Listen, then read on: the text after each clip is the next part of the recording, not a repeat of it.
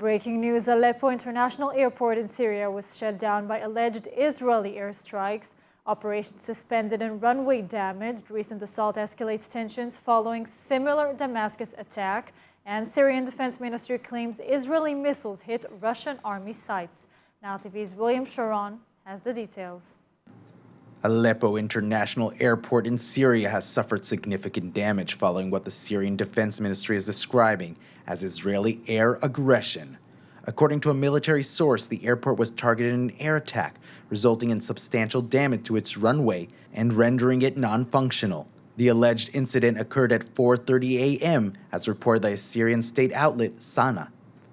These strikes had led a suspension of operations at the airport, with its sole runway being closed for activity. The Syrian Civil Aviation Authority informed pilots of closure, attributing it to the runway maintenance work. This event follows closely on the heels of a similar accusation leveled against Israel by Syria. Just last week, an attack in Damascus area was claimed by Syria, with explosions that echoed throughout the capital city. The Syrian Ministry of Defense reported that the assault originated from the direction of the Golan Heights and resulted in an injury to a Syrian soldier. Moreover, the Syrian Center for Monitoring Human Rights, based in London, disclosed that 2 individuals lost their lives in the attack and that the Israeli missiles impacted several sites connected to the Russian army. Israel has been suffering under a recent record-breaking wave of terror. Since the start of the year, we have seen the loss of 35 Israeli citizens. May they all be of blessed memory. And the terror continues as just this morning an attempted shooting attack occurred where IDF soldiers near Mevodotan found their outpost under fire from Palestinian terrorists. The attempted shooting terror attack took place early this morning when a group of terrorists threw explosive devices from a moving vehicle toward an IDF outpost near Mevodotan in Samaria. The outpost soldiers quickly identified the terrorists and returned fire, hitting 3 of them. In the fire exchange, no IDF troops were injured. The injured terrorists were transferred to a hospital in Jenin for treatment, according to Palestinian reports. And in other terror news, the IDF have revealed that an ammunition smuggling operation attempted in July has been successfully thwarted by the IDF near the Jordan border. In a statement released yesterday by the IDF, the attempted smugglers were reportedly carrying Iranian-produced explosive over the border, all of which intended for terror usage. The smugglers attempted to enter Israel through the Jordan Valley near Ashdod Yaakov, but were intercepted by Israeli forces. According to the Shin Bet, unusual weapons were on course to Judea and Samaria and were set to be used by Palestinian terrorist organizations. This news comes after a series of arrests of Israeli citizens from Lod and Kfar Qasem, after receiving Iranian-made explosive and ammunition through Hezbollah. The Israeli citizens intended on using the ammunition for criminal purposes. Israeli officials have further stressed the investigation on Iran's involvement in terrorism in Judea and Samaria. Prime Minister Netanyahu stated that the recent terror wave in the area was being encouraged, directed, and financed by Iran and its affiliates.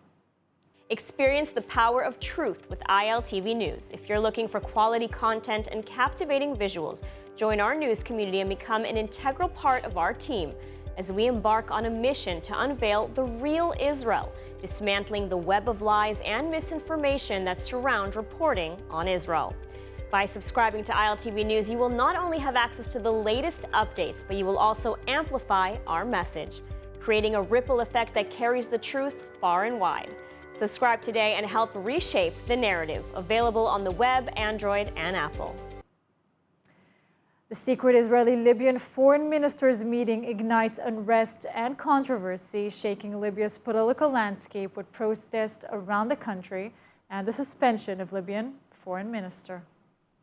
The aftermath of a secret meeting between Israeli Foreign Minister Eli Cohen and Libyan Foreign Minister Najla al-Manqoush in Rome has plunged Libya into turmoil.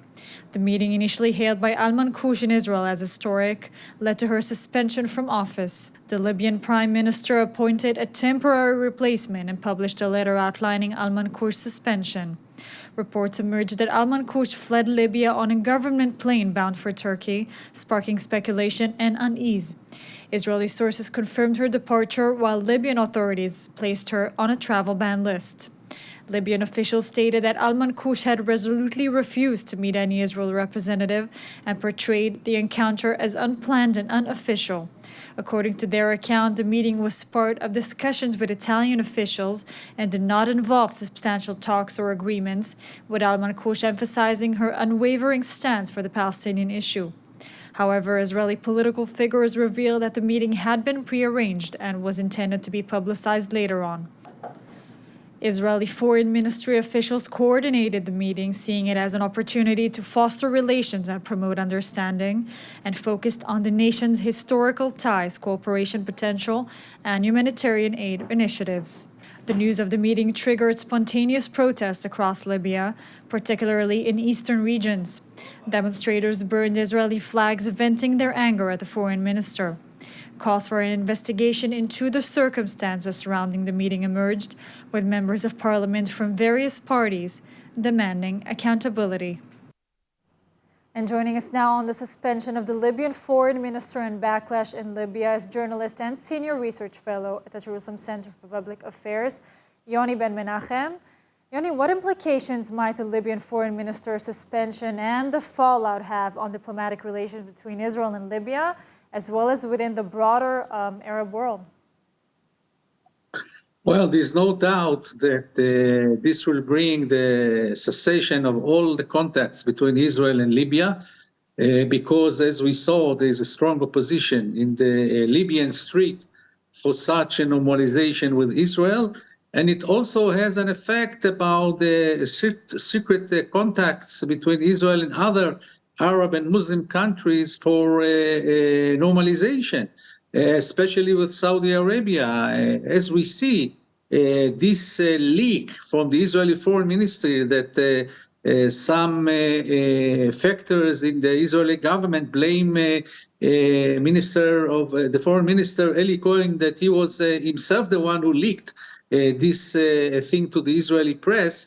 This will create fear among the Arab and the Muslim countries that everything in Israel leaks, and there's no point in having any secret contacts or negotiation with Israel about normalization. I want to remind you that a few years ago, there was a secret meeting of Prime Minister Netanyahu with the Crown Prince, Saudi Crown Prince Mohammed bin Salman, with the participation of the American Foreign Minister Mike Pompeo. It was in a Neom in Saudi Arabia, and it was always also leaked in Israel and created a big problem in the Israeli-Saudi relations that such a meeting was leaked. So I think basically Israel is the big loser of what happened, and I think that Prime Minister Netanyahu should have conclusions for what happened, and I don't think that because of the leaks from the foreign ministry, it should be handled. The subject of normalization should be transferred to the Prime Minister office, to I think Ron Dermer, who is the Minister for Strategic Affairs, who is very discreet and is in charge of the secret contacts with the American administration. So I think he should be the one who handles such sensitive information and not leave it to the foreign ministry. Really, Yoni, you think this means there's sort of like a warming of the Arab world towards Israel, what we're seeing right now? It might be a leak, it might be really by accident, like Libya says, but do you see a warming really in relations, Libyan foreign minister meeting with our foreign minister, Eli Cohen?